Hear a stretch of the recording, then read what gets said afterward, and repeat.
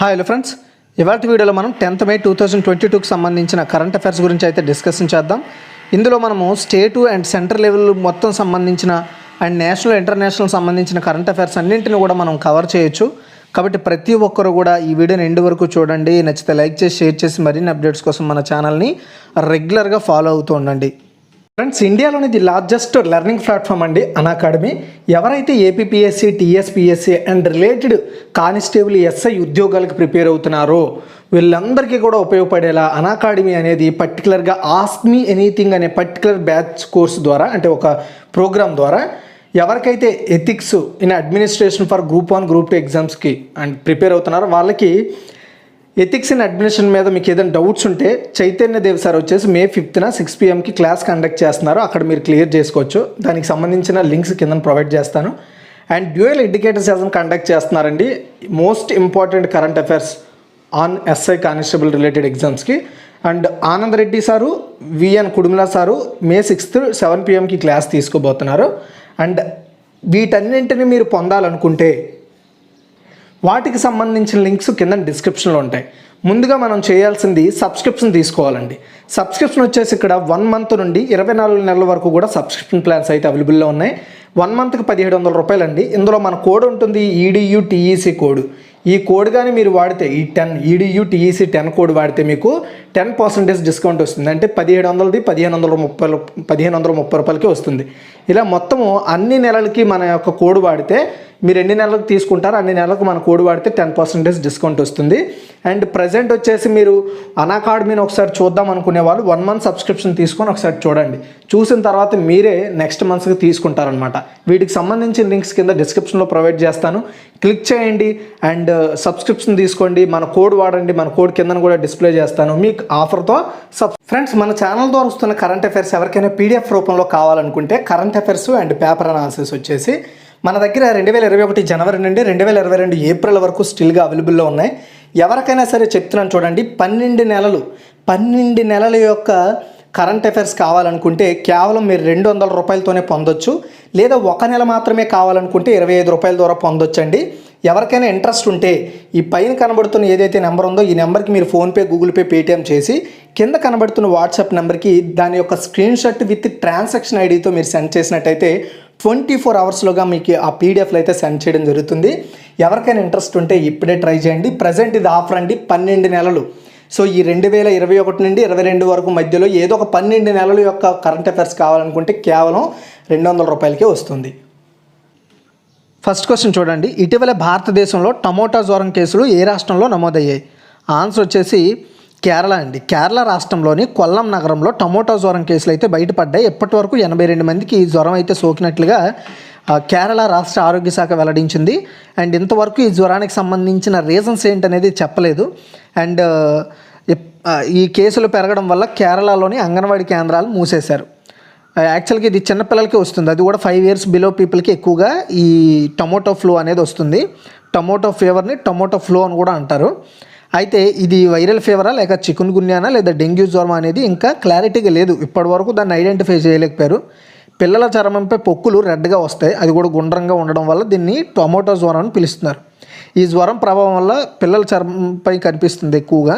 చర్మంపై ఎర్రటి పొక్కులు వస్తాయి, దద్దుర్లు, దురద, నోరు పొడిబారడం ఇలాంటి లక్షణాలు కనబడతాయి మనకి. జబ్బు పడిన పిల్లలు శరీరంపై టమోటా పరిమాణంలో పొక్కులు వస్తాయి, అంత సైజులో.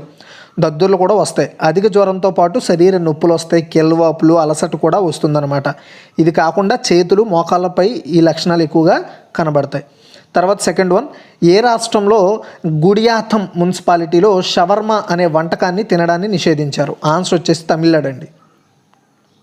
చూడండి, తమిళనాడు రాష్ట్రంలోని వెల్లూరు జిల్లాలో ఉన్న గుడియాథం అనే ఒక మున్సిపాలిటీలో షవర్మా అనే వంటకాన్ని తినడాన్ని బ్యాన్ చేశారండి. ఎందుకంటే కేరళలో ఇటీవల షవర్మా తిని 16 ఏళ్ల బాలిక చనిపోయింది. సో దాన్ని దృష్టిలో పెట్టుకొని తమిళనాడు రాష్ట్ర ఆరోగ్య శాఖ మంత్రి భారతీయ వంటకాల్లో భాగం కాని షవర్మా తినకూడదని సూచన చేశారు. అయితే ఆ సూచనకు అనుగుణంగా ఇప్పుడు మనం చెప్పుకుంటున్న ఏదైతే గుడియాథం అనే మున్సిపాలిటీ ఉందో ఈ మున్సిపాలిటీలో పూర్తిగా ఆ మున్సిపాలిటీ పరిధిలో ఈ షవర్మా అమ్మకాలు అయితే బ్యాన్ చేసినట్లుగా ఆ మున్సిపాలిటీ మేయర్ సౌందర్ రాజన్ వివరించారు. తర్వాత థర్డ్ వన్, రాష్ట్రపతి రామ్నాథ్ కోవింద్ చేతుల మీదుగా పరమ విశిష్ట సేవా పథకాన్ని అందుకున్న 29వ భారత ఆర్మీ చీఫ్ ఎవరు? ఆన్సర్ వచ్చేసి జనరల్ మనోజ్ పాండే. రీసెంట్గా అపాయింట్ అయ్యారు ఈయన.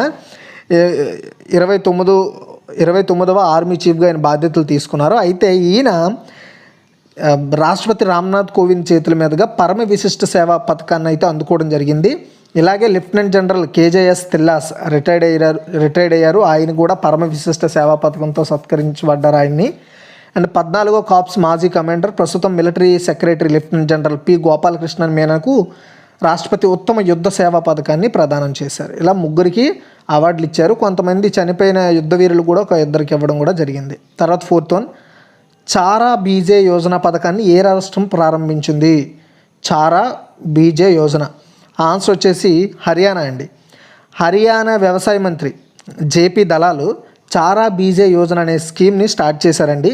ఈ స్కీమ్ ఉద్దేశం ఏంటంటే పశుగ్రాసాన్ని, అంటే పశువులు తినే గడ్డిని ఎవరైతే పండించే రైతులు ఉంటారో వాళ్ళు ఆవు షెడ్లకు ఉత్పత్తులు సరఫరా చేస్తే ఎకరాకు 10,000 రూపాయల ఆర్థిక సాయం ఇస్తారండి. అంటే వాళ్ళు పండించే పర్టికులర్ ఏదైతే పశుగ్రాసం ఉంటుందో దాన్ని ఆవు షెడ్లు నిర్వహిస్తారు కదా వ్యాపారవేత్తలు, వాళ్ళకి కానీ ఈ ఉత్పత్తిని కానీ వాళ్ళు అంటే అమ్మకాలు జరిపితే వాళ్ళకి, ఎందుకంటే చాలామంది ఏంటంటే వాళ్ళు పండించుకొని వాళ్ళ పశువులకే పెట్టుకుంటున్నారు అనమాట. దాని ద్వారా అక్కడ వ్యాపారవేత్తలకి నష్టం వస్తుంది.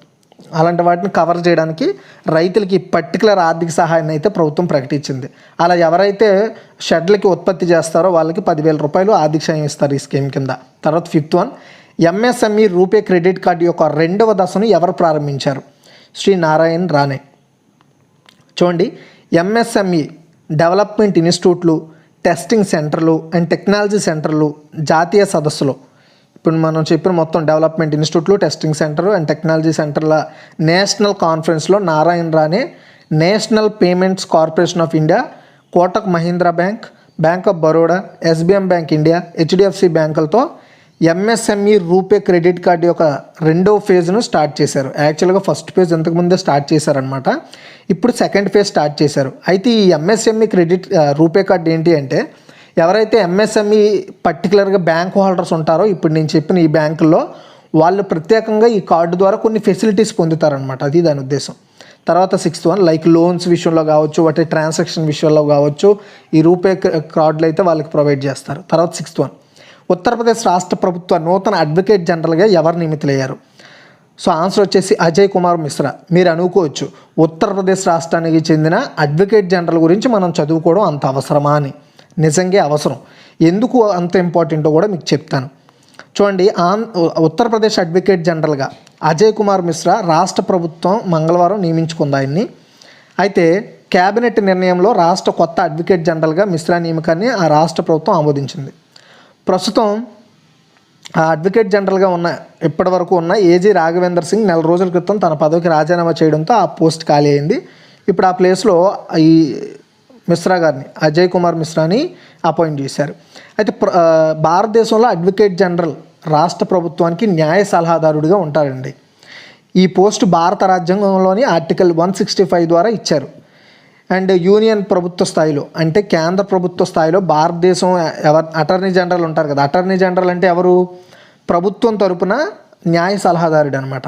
అలాగే రాష్ట్రాల్లో అడ్వకేట్ జనరల్ ఆ పదవిని పోషిస్తాడు. సెంట్రల్లో అయితే అటార్నీ జనరల్, స్టేట్లో అయితే అడ్వకేట్ జనరల్. ఓకే, అయితే ప్రతి అంటే ఆయన హోదా ఎలా ఉంటుందంటే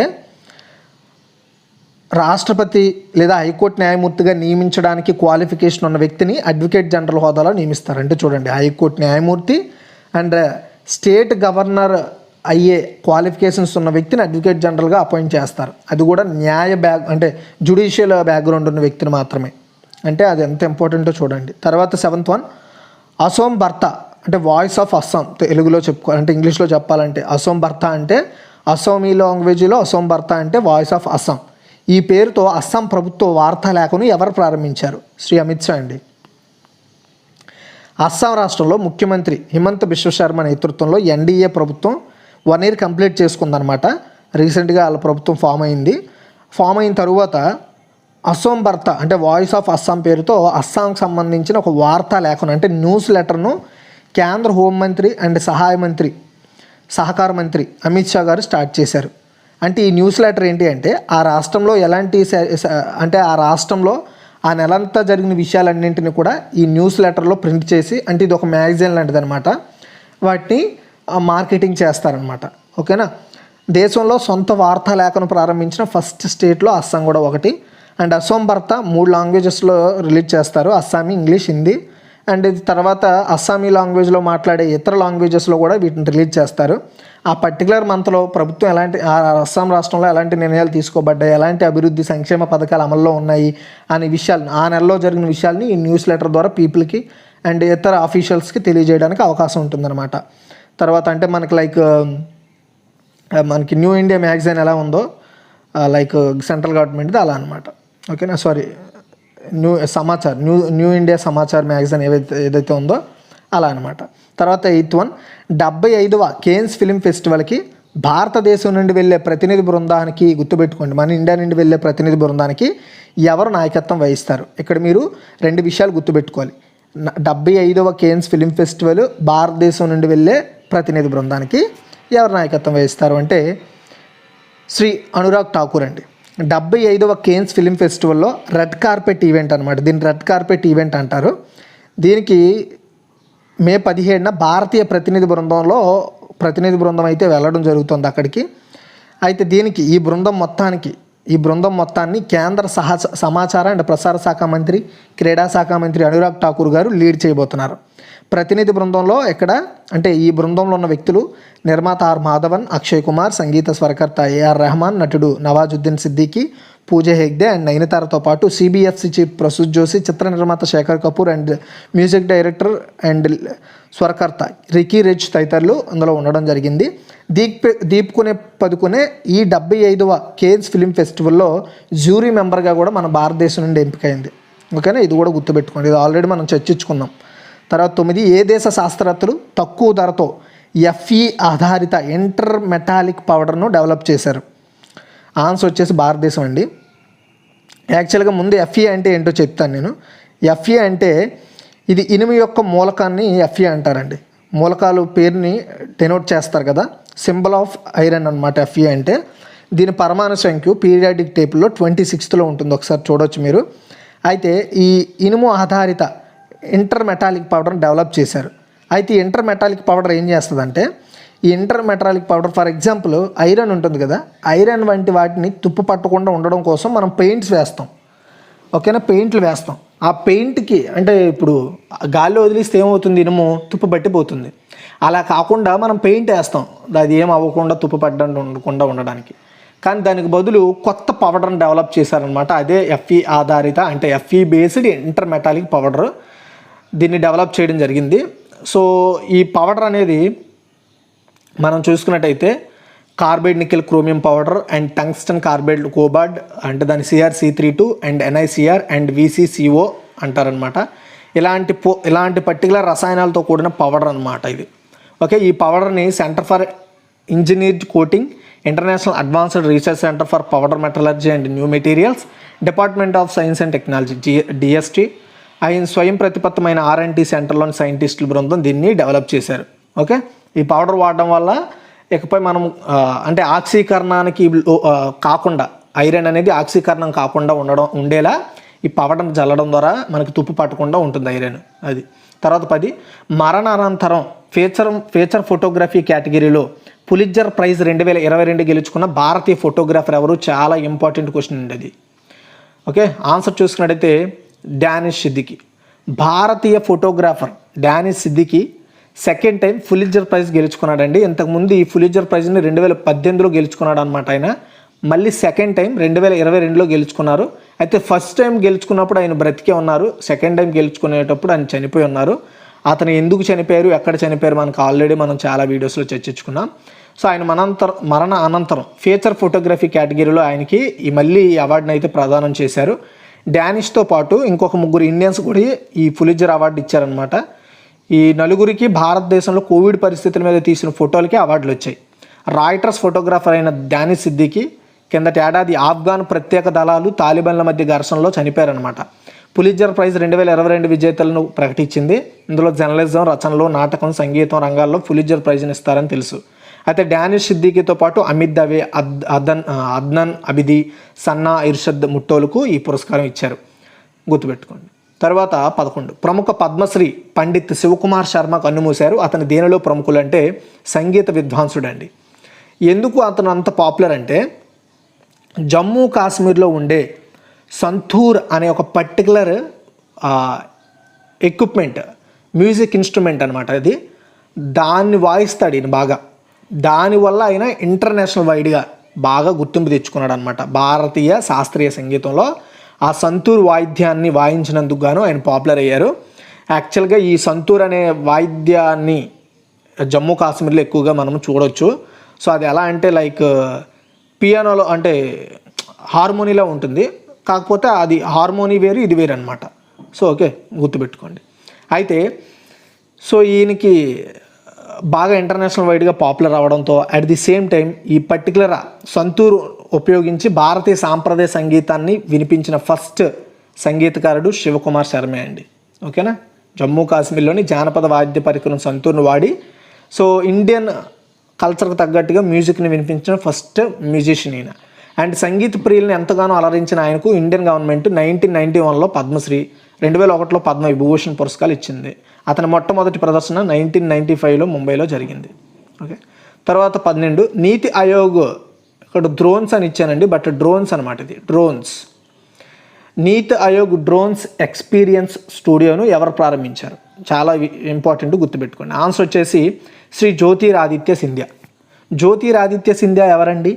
కేంద్ర విమానయాన పౌర విమానయాన మంత్రిత్వ శాఖ మంత్రి అయిన ఈయన ప్రజాసేవల కోసం డ్రోన్లను ఆవిష్కరణ లేదా వాటిని అమ్మి కొనే వాటిని ప్రోత్సహించాలి, మార్కెట్ని ప్రోత్సహించాలనే ఉద్దేశంతో నీతి ఆయోగ్ డ్రోన్స్ ఎక్స్పీరియన్స్ స్టూడియోను ఆయన ప్రారంభించారనమాట నీతి ఆయోగ్ ఆఫీస్లో. NITI Aayog vice chairperson Suman Bery, CEO Amitabh Kant కూడా ఇందులో పాల్గొన్నారు. NITI Aayog drones experience studio government and private వాటాదారులకు డ్రోన్ టెక్నాలజీ యొక్క వివిధ అప్లికేషన్ను ప్రోత్సహించడంలో ఉపయోగపడుతుంది. అంటే డ్రోన్స్లో కొత్త అప్లికేషన్స్ని, కొత్త టెక్నాలజీని ఇంప్లిమెంటేషన్ చేయడంలో యూజ్ అవుతుంది అనమాట. ఓకే. సో దీని ద్వారా ఈ డ్రోన్స్ మార్కెట్ అనేది మన ఇండియాలో పెరుగుతుంది అనేది మెయిన్ ఉద్దేశం. ఓకే, గుర్తుపెట్టుకోండి. తర్వాత 13 స్వేచ్ఛా వాణిజ్య ఒప్పందాన్ని, దీన్ని FTA అంటారు. దీన్ని సాకారం చేసేందుకు భారతదేశం ఏ దేశంతో ప్రత్యేక టాస్క్ ఫోర్స్ను ఏర్పాటు చేసింది? ఆన్సర్ వచ్చేసి బ్రిటన్ అండి. సో బోరిస్ జాన్సన్ గారు రీసెంట్గా మన ఇండియాకి విజిట్ చేయడం జరిగింది, ఆ విషయం మనకు తెలుసు. అయితే అతను విజిటింగ్ తర్వాత స్వేచ్ఛా వాణిజ్య ఒప్పందాన్ని, FTA అంటే ఫ్రీడమ్ ట్రేడ్ అగ్రిమెంట్ అనమాట. సో దీన్ని ఇంప్లిమెంట్ చేయడానికి భారతదేశం, బ్రిటన్ కలిసి ఒక ప్రత్యేక టాస్క్ ఫోర్స్ని ఏర్పాటు చేసే confederation of British industry, confederation of Indian industry, వీళ్ళిద్దరూ కలిసి ఈ జాయింట్ టాస్క్ ఫోర్స్ అయితే పనిచేస్తుంది. వీళ్ళిద్దరూ కలిసి ఏం చేస్తారంటే ఇరు దేశాల యొక్క బిజినెస్ విషయాలు కావచ్చు, ఇతరత్ర వాణిజ్య విషయాల మీద కావచ్చు చర్చలు జరిపి వాటికి కొత్త ఆలోచనలు లేదంటే కొత్త రాయితీల విషయాల మీద చర్చలు జరిపి ఇరు దేశాలకి వీళ్ళు తెలియజేస్తారనమాట. ఇలా తెలియజేయడం ద్వారా ఏమవుతుందంటే సో బ్రిటన్ ఇండియా మధ్య మార్కెటింగ్ అనేది ఇంకా ఫ్యూచర్లో పెరుగుతుంది. అయితే 2035 నాటికి బ్రిటన్ ఇండియా మధ్య వాణిజ్యం 28 బిలియన్ పౌండ్లకు చేరుకుంటుందని ఒక అంచనా ఉంది. ప్రజెంట్ వచ్చేసి ఇది 23 బిలియన్ పౌండ్లలో ఉంది. దీన్ని ఇంకొక 5 బిలియన్ పౌండ్లకు పెంచాలనే ఉద్దేశంతో ఈ టాస్క్ ఫోర్స్ అనేది పనిచేస్తుంది. తర్వాత 14 అండి, రొమైన్ రోలాండ్ బుక్ ప్రైజ్ 2022 గెలుచుకున్న బెంగాలీ అనువాద నవల ఏది? నవల ఏదండి ఇది? గెలుచుకుంది కాదు, ఏది? ఓకే, ఆన్సర్ వచ్చేసి మీసర్ట్ కాంట్రీ ఇంక్విటే. ఓకేనా. 5వ రొమైన్ రోలాండ్ బుక్ ప్రైజ్, దీన్ని రొమైన్ రోలాండ్ బుక్ ప్రైజ్ 2022 అంటారు. ఫ్రెంచ్ నవలైన మీసాల్ట్ కాంట్రీ ఎక్వెంట్, దీన్ని ది మీసాల్ట్ ఇన్వెస్టిగేషన్ అంటారు. ఇది యాక్చువల్గా బెంగాలీ నుండి దీన్ని ట్రాన్స్లేట్ చేశారనమాట ఫ్రెంచ్లోకి. ఇది ఒక ఇన్వెస్టిగేషన్ నవల అనమాట. ఈ అనువాదానికి కానీ మన ఇండియాలో ఫ్రెంచ్ ఇన్స్టిట్యూట్ ఈ అవార్డు వేదికగా నిర్వహించింది. ఈ మెజాల్ట్ కాంట్రీ ఇన్క్విటీ అల్జీరియన్ రచయిత అండ్ పాత్రికేయుడు కమల్ దౌదీ యొక్క తొలి నవల అనమాట. ఆయన రాసిన నవల్ని ఇది బెంగాలీ నుండి అనువాదించడం జరిగింది. ఆ బుక్కి 5వ రొమైన్ రోలాండ్ బుక్ ప్రైజ్ 2022 అయితే దక్కింది. తర్వాత 15 ఆర్గానియా అంతర్జాతీయ దినోత్సవం ఎప్పుడు జరుపుకుంటారు? ఓకే, ఆన్సర్ వచ్చేసి May 10th అండి. యాక్చువల్గా ఆర్గానియా అనేది ఒక చెట్టు అండి, ఒక చెట్టు. ఓకేనా. ఇది ఎక్కువగా ఉపసహారా ప్రాంతాల్లో ఎక్కువగా పెరుగుతాయి ఈ చెట్లు. అయితే ఈ చెట్లు అంతరించిపోతున్నాయి అన్నమాట. కాబట్టి దీన్ని ఇంకా పెంచేలా చేయడానికి, వీటి నరికివేత కావచ్చు, వీటి అంతరించిపోవడానికి గల కారణాలను ప్రజల్లో పెంచడానికి, తీసుకురావడానికి ప్రజల్లోకి ఈ డేని సెలబ్రేట్ చేస్తారు. అయితే సో ఈ చెట్టుని ఆర్గానియా అనే కాకుండా ఆర్గానెరియా అని కూడా పిలుస్తూ ఉంటారనమాట. సో ఈ చెట్టు చాలా ఇంపార్టెంట్ అండి. ఎందుకు అంటే ఈ చెట్టు అనేది కోతకు గురయ్యే ప్రమాదాలు, పేలవమైన నేలల కింద కఠినమైన వాతావరణాన్ని ఇవి తట్టుకోగలుగుతాయి అన్నమాట. సో ఇది స్థానిక వృక్షజాలంలో చాలా ఇంపార్టెంట్ మెయిన్ రోల్ పోషిస్తుంది. ఎందుకంటే ఆర్గాన్ చెట్టు అడవులు, అటవీ ఉత్పత్తులు, పళ్ళు, మేతను అందిస్తాయి అన్నమాట. ఈ చెట్లు అనేవి అడవుల్లో పెరిగే జంతువులకు కావచ్చు, ఇతరత్ర వాటికి, ఫ్రూట్స్కి, వీటికి కూడా అనువైన చెట్లుగా ఉంటాయి ఇవి. ఓకే. అండ్ ఆకులు మరియు పండ్లు తినదగినవి. అండ్ అండర్ గ్రోత్ వలె అత్యంత కరువు కాలంలో కూడా ఇవి మందంగా పెరుగుతాయి. కాబట్టి దీన్ని మన మనుషులు తినొచ్చు, పశువులు తినొచ్చు. దాని ద్వారా ఇది కొంత ఫుడ్గా ఉంటుంది అనమాట. ఎడారి ప్రాంతాల్లో ఇలాంటి చెట్లు చాలా కీలకమైన పాత్ర పోషిస్తాయి. చెట్లను వంట చేయడానికి, వేడి చేయడానికి ఇంధనంగా కూడా వాడవచ్చు. 2021లో ఐక్యరాజ్య సమితి జనరల్ అసెంబ్లీ మే 10న ఆర్గానియా అంతర్జాతీయ దినోత్సవాన్ని ప్రకటించింది. అయితే ఈ సంవత్సరం theme the organ tree symbol of resilience. Okay. అంటే మనం జీవించడానికి ఈ ఆర్గాన్ ట్రీ అనేది ఒక గుర్తుగా ఉంటుందని చెప్పడమే దీని ఉద్దేశం అనమాట. ఇది గుర్తుపెట్టుకోండి. ఈ ఆర్గానియా చెట్టు అనేది చాలా ఇంపార్టెంట్. ఇది ఉపసహారా ప్రాంతాలు ఎక్కువగా, ఉపసహారా అంటే సహారా ప్రాంతానికి కొంత ఈక్వల్గా ఉండే సహారా ప్రాంతాల చుట్టూ ఉండే సహారా అంటే ఎడారి లాంటి భూములు అన్నమాట. అలాంటి భూముల్లో ఈ జంతువులకు కానీ మనుషులకు కానీ ఆహార పరంగా కావచ్చు, అక్కడ జీవనాన్ని కొనసాగించడానికి ఈ చెట్టు ప్రధాన కీలకమైన పాత్ర అయితే పోషించడం జరుగుతుంది. ఓకే. ఇదిగా ఈరోజు ఒక టోటల్ కరెంట్ అఫైర్స్. మీకు ఈ వీడియో నచ్చితే లైక్ చేసి, షేర్ చేసి మరిన్ని అప్డేట్స్ కోసం మన ఛానల్ని రెగ్యులర్గా ఫాలో అవుతుండండి. థ్యాంక్స్.